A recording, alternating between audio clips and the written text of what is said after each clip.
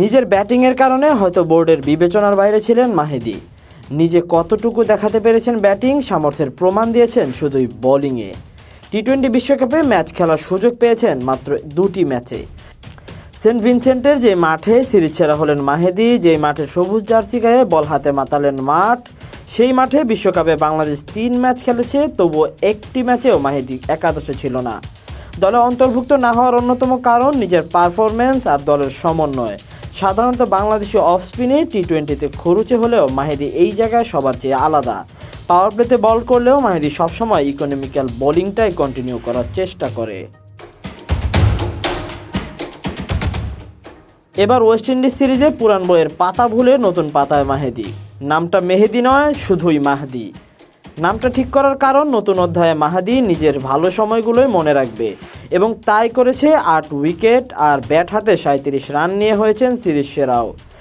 Series সেরা পুরস্কার হাতে নিয়ে ভাবছেন বিশ্বকাপ ও চ্যাম্পিয়ন্স ট্রফি নিয়ে। টি-20 সিরিজ জিতলেও ওয়ানডেতে হয়েছে হোয়াইট ওয়াশ।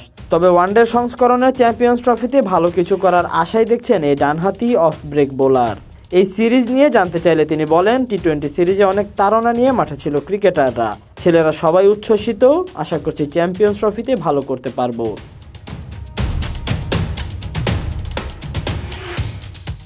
ক্যারিবীয়দের কাছে নতুন বলে মাহেদীর জবাবটা ছিল 3 ম্যাচে বিপজ্জনক। প্রথম 2 ম্যাচে তো পুরানের উইকেটে নিজের হক বসিয়ে রেখেছিলেন। তবে আজ পার্থক্যটা হলো উইকেট ব্যাটিং বান্ধব হলেও বাংলাদেশের বোলাররা দারুণ বল করেছে, যেটা ক্যারিবীয় বোলাররা করতে পারেনি বাংলাদেশের ব্যাটসম্যানদের ক্ষেত্রে। সিরিজের প্রথম ম্যাচে 4টি, দ্বিতীয় ম্যাচে 2টি ও তৃতীয় ম্যাচে 2 উইকেট শিকার করেন মাহেদী। তার উইকেটগুলো টপ অর্ডারে ফাটল ধরিয়ে দেয় সবসময়ই।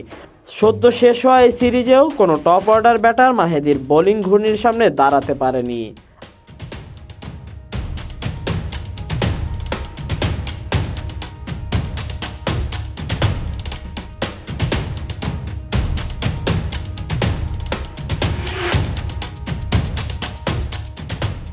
তবে এই দল, পরিণত দল, সালাউদ্দিনের এই অন্তর্ভুক্তি দলে একাগ্রতা নিয়ে আসছে। দলে উৎফুল্ল পরিবেশ, প্রিয় এই বাংলাদেশি দেখতে চায় বাংলাদেশের ক্রিকেট ভক্তরা। ধন্যবাদ বাংলাদেশ, ধন্যবাদ মাহেদী, ধন্যবাদ জাকের। Tahsin Ahmed, BD archive.